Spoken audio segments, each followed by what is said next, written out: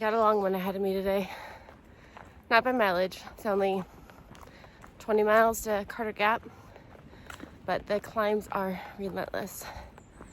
I go all the way up to Standing Indian Mountain at 5,500, and it's gonna be pretty windy today.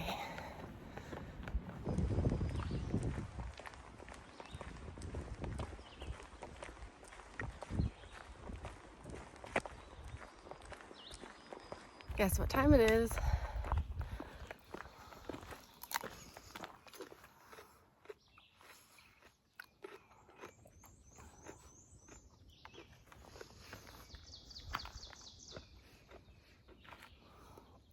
I made it.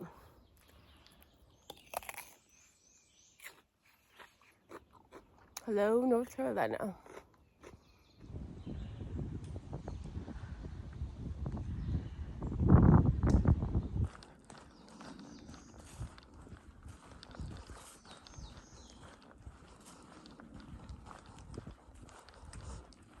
Oh my goodness. That first climb after crossing the border, North Carolina is not messing around. My legs were on fire. I'm gonna give these a try today. Never tried them yet, but I know I should probably be drinking and getting more salt in my system with all the sweating. So let's give it a rip. Let's do a little taste test.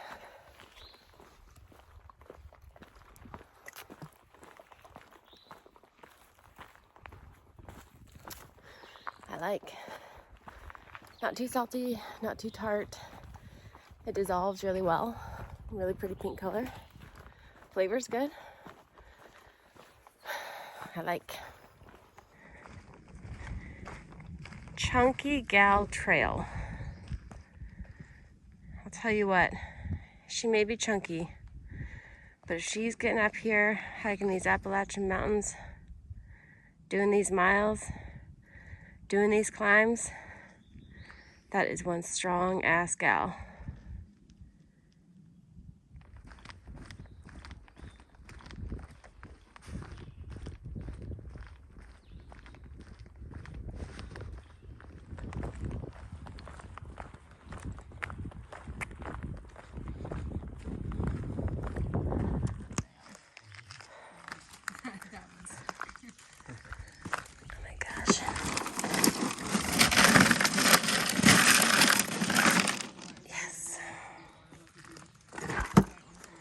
Nothing quite like having a beer before a big ass climb.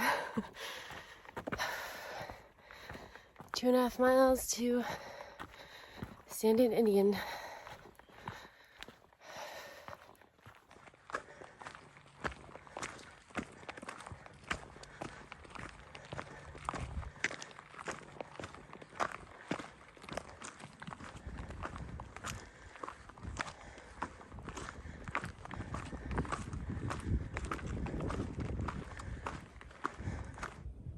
I don't know what got me so worked up about this mountain.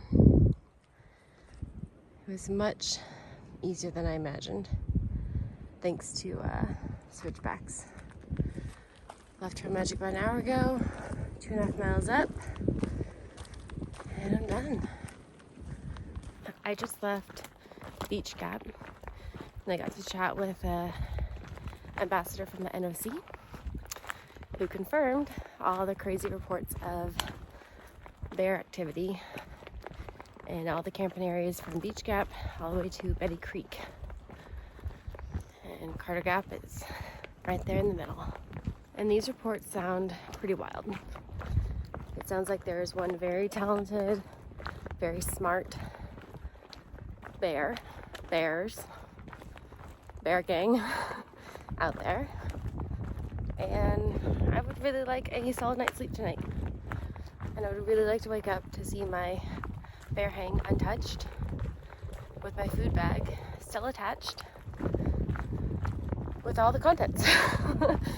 So I'm going to push on past Carter Gap out to the boundary of where all these reports are, which is Betty Creek, and just hope that I don't have any visitors tonight.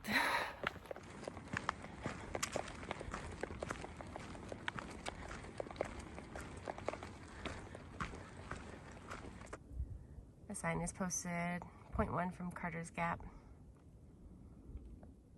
I love that it's all happening between 11 p.m. and sunrise, right when you're trying to get that good sleep.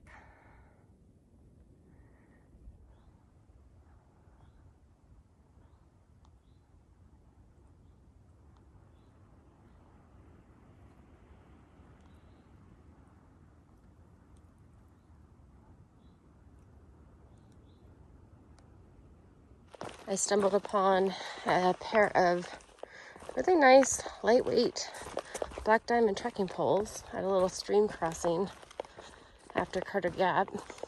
And given that it's 4:30 and they're still sitting there, I'm kind of thinking the owner is at Betty Creek.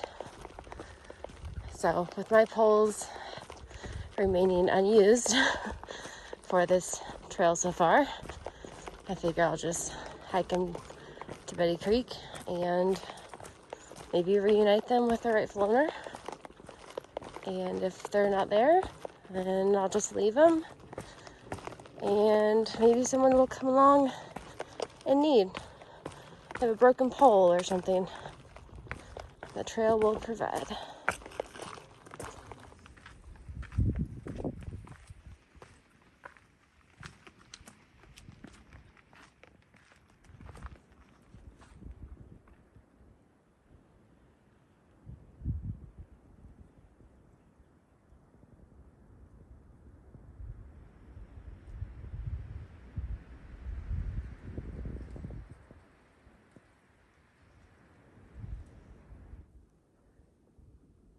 Not bad timing at all.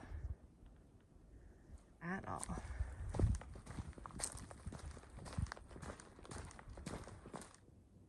Do you see that? That is Mountain House meals shredded in the bushes of Betty Creek. Moving on from Betty Creek, it was pretty crowded.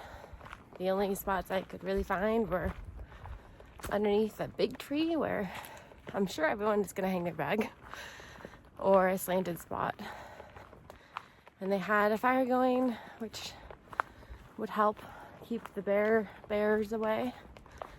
But I saw those shredded Mountain House meals and was looking at that tree and the slanted spot and pass. Hard pass. I'm going to move on to Mooney Gap, which is in less than a mile. I still have the poles with me. I haven't found their owner. So maybe it's a sign. Maybe I'm supposed to go to Mooney Gap all along. Okay, I'm the only one at Mooney Gap. I just set up camp here behind me. It is just after 6 o'clock. I have what could be a fire to keep a bear away, but I have nothing to make a fire with because I cold soap. But I'm hopefully gonna find a nice spot to hang my food. I feel relatively confident about it, and I hope have a silent night.